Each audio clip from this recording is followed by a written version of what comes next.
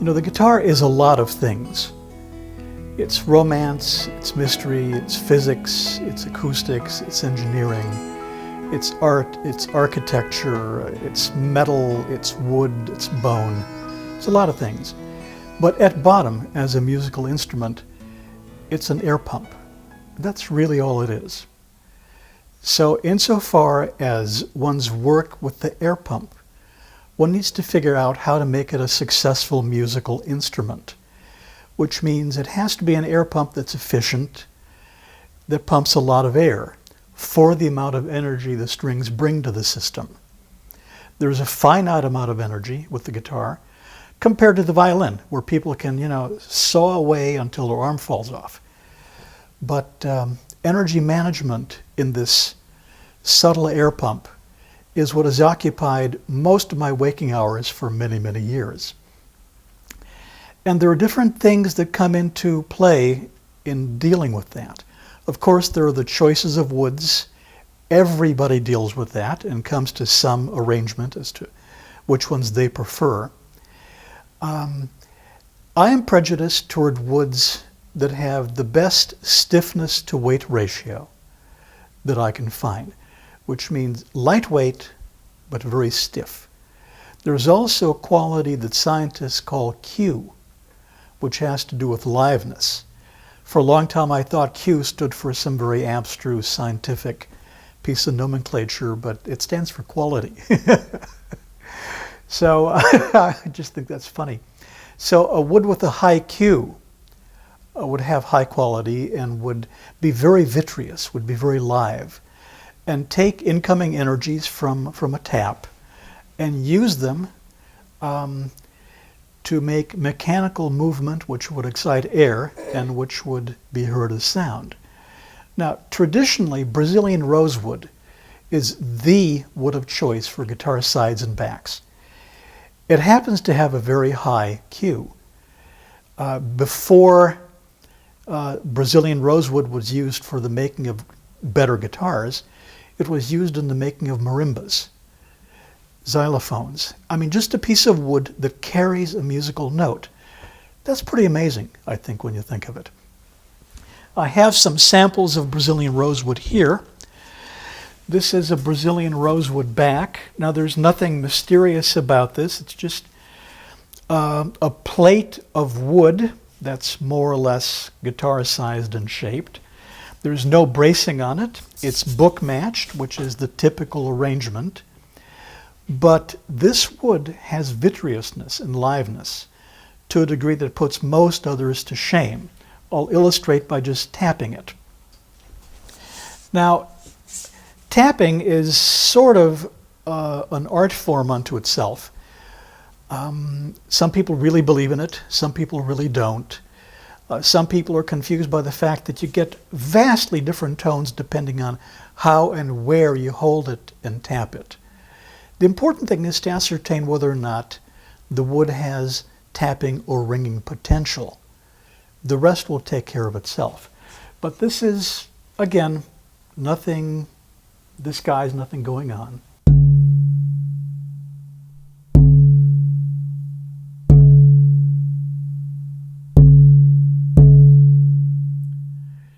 This is a wonderful piece of wood. It has all kinds of potential toward being active when it's part of an air pump.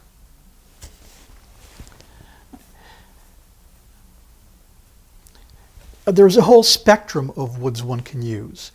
It's not necessary to use woods that are like that. In fact, most woods have lower Q than that.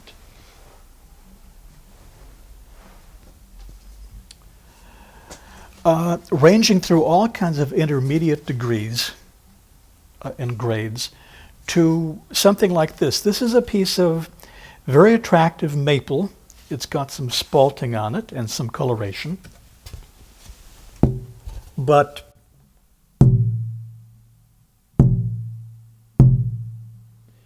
it doesn't have that ringing, sustaining activity that a wood like that would. I don't consider either one of these to be a better or worse wood, because one would pick them depending on what kind of sound one is expecting the guitar to make. Now, that guitar, because it has the capacity to sustain itself in activity, everything else being equal, would very likely make a guitar that has a sustaining quality. And that'll work fine for many musics.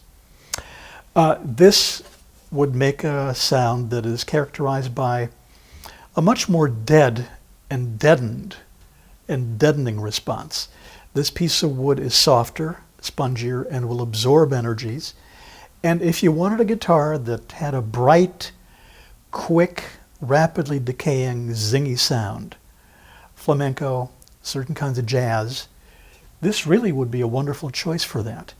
In jazz, you don't want a rich, lush sound that continues, because the musician is playing notes and he wants the old ones to get out of the way, because more notes are coming. So in considering the intelligent construction of an air pump, the kind and quality of the materials always comes into play. Now, most people spend, I think, most of their professional thinking time pondering the guitar top and its bracing. And the bracing is probably the single most discussed aspect of serious guitar making. In the world of the Spanish guitar, every prominent maker has his own proprietary variation or type of bracing which is associated with his name. For the steel string guitar, this is not the case, and almost all steel string guitars on the planet are braced with an X brace, which is like that over there. That's the template and model for almost every steel string guitar you'll ever see anywhere.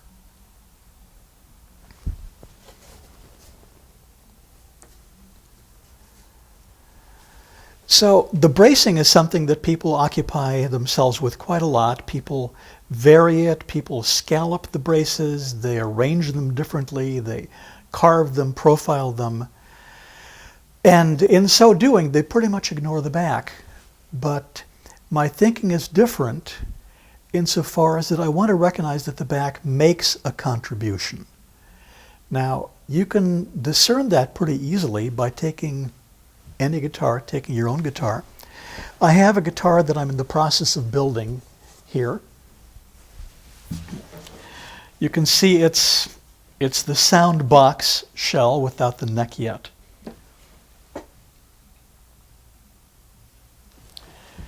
And tapping it, well, I'll take this tape off.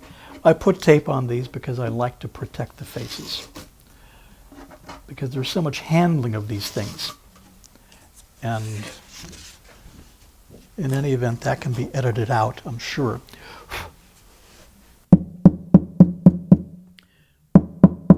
Now, this is the voice of the sound box at this point in time. Are you registering the sound on?